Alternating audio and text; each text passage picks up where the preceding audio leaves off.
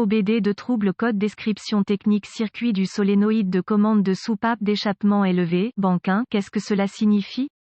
Ce code est un code générique de groupe motopropulseur OBDII, ce qui signifie qu'il s'applique à toutes les marques et modèles de véhicules 1996 plus récents, bien que les étapes de réparation spécifiques puissent varier selon le modèle.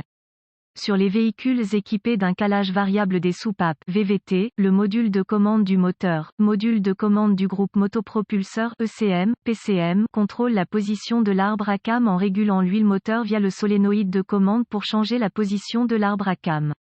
Le solénoïde de commande est commandé à l'aide d'un signal modulé en largeur d'impulsion PWM provenant de l'ECM, PCM. Le CM, PCM surveille ce signal et si la tension est supérieure à la spécification, il définira ce code de panne et allumera le voyant indicateur de dysfonctionnement 1000. La rangée 1 se réfère au côté du moteur avec le cylindre croisillon 1. Assurez-vous de vérifier selon les spécifications du fabricant. Le solénoïde de commande de soupape d'échappement est généralement situé du côté du collecteur d'échappement de la culasse. Ce code est similaire au code P0078 et P0079. Ce code peut également être accompagné du P0027.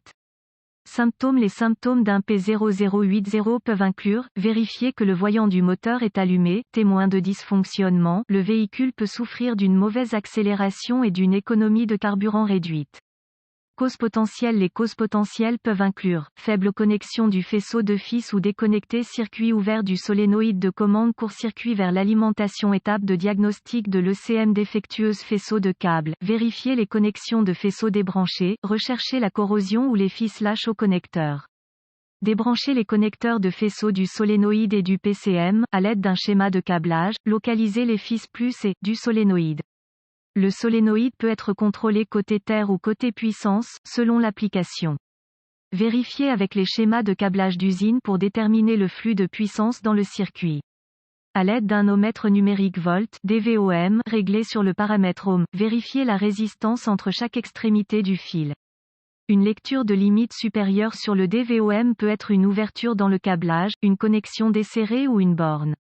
Solénoïde de commande, avec le faisceau électrique du solénoïde débranché, en utilisant le DVOM réglé sur ohm, vérifiez la résistance entre chacune des bornes électriques sur le solénoïde de commande lui-même. Utilisez les spécifications d'usine ou un bon solénoïde de contrôle connu, si disponible, pour déterminer s'il y a une résistance dans le solénoïde.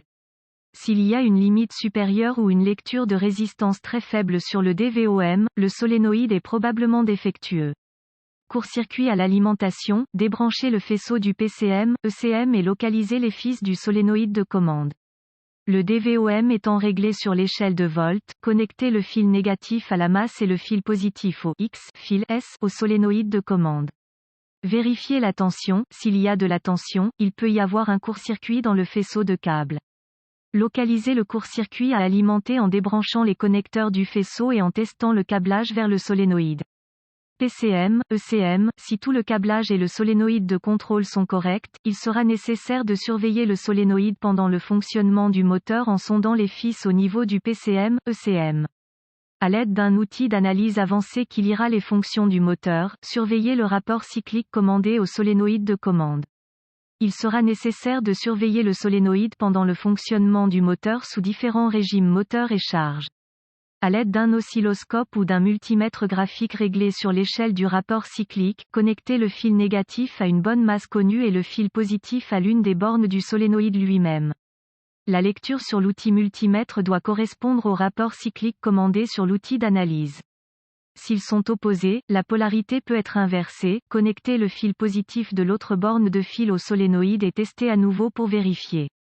Si le signal détecté par le PCM est constamment activé, il peut y avoir un problème avec le PCM lui-même.